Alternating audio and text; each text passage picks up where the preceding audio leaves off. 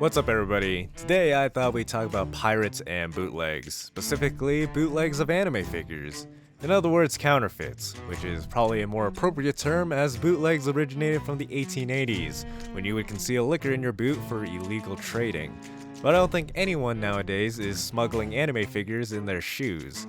Semantics aside, I've digged up my dirty past of bootleg figures, still covered in dust and spider webs, and thought I'd show them off one last time before I send them to a farm upstate, if you catch my drift. So back in the day, a lot of anime merch was kind of a pain to get, so the easiest thing to do was just to look up a series on eBay and buy something within your price range. For me, that was Steins Gate. As soon as I finished it, I mashed my keyboard in all caps and bought my very first quote-unquote anime figure for around $25. And what a surprise, she arrived with no box and she was even missing her base. Also, the parts she came with were made with really cheap plastic, so they ended up breaking and falling off. But the thing about counterfeits is that you might not realize how awful the details are until you compare it to the real thing. Solaris Japan has a great article on bootlegs and how to spot the differences, and they even use this exact figure as an example. Another resource you can use is My Figure Collection. You can compare the prices to see if the deal is too good to be true. You can look at pictures of the authentic figure. And best of all, if there is a counterfeit, they give you a little warning here. And if you actually click on it, you can see photos of the counterfeit. And if you're lucky, they might even have a side-by-side comparison. But as terrible as this figure was, I like that I could still display it by having her hang off the side of a shelf or a table. And it looked pretty good, actually. Unfortunately, by the time I realized I had a bootleg, 3 more were already on their way, and I didn't want to go through the whole return process because it was mainly on me for being an idiot. On the bright side, with bootleg figures, you don't really have to be careful with them. When it comes to cleaning, you can just blast them with water. If it wasn't cold outside right now, I'd probably hose them down.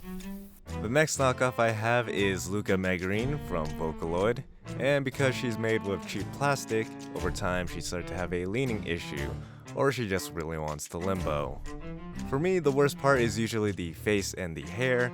This one looks like she stared into the void and back, and the hair looks absolutely terrible. As you can see, it looks like pink starburst that has been melted, or candy that's been sitting in the sun too long. The paint and the textures can be pretty rough. The base looks very cheap and doesn't have that same shine as the original. And finally, she has a microphone, which, for the life of me, I cannot get to stick in her dang hand. The next one is Erza from Fairy Tail. She's the main reason I ever watched it. The authentic version of this figure is pretty rare in the aftermarket, or it's just really pricey, so that might be a reason why you want to get a bootleg, but it's still not worth it. This one even has space between her leg and stocking. That's a thigh gap that I don't think anyone wants. There are black smears all over the figure. The skin in her stocking isn't even the same color. And bootleg figures tend to deteriorate over time. You can see there's something coming out of her head there. They also smell terrible. They're probably releasing chemicals that are slowly killing me. And this one doesn't even stick to the base. If you try to lift her up, she comes right off. The fourth one I got is Kakashi from Naruto. And honestly, this one looks pretty decent. The biggest difference is probably how plasticky the tree looks.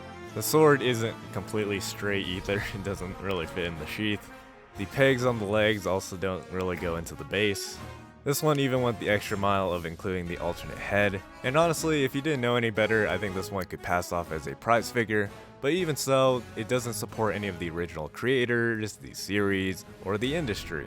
So while buying a bootleg is generally cheaper, there are plenty of other affordable options these days, such as prize figures and pop-up parades. Another thing to be aware of is that bootlegs can even show up at conventions. At the time, I still wasn't serious about collecting as a hobby, so I ended up buying these two, one for me and another to gift to a friend, only to realize they were fake. But this is Android 18 from Dragon Ball.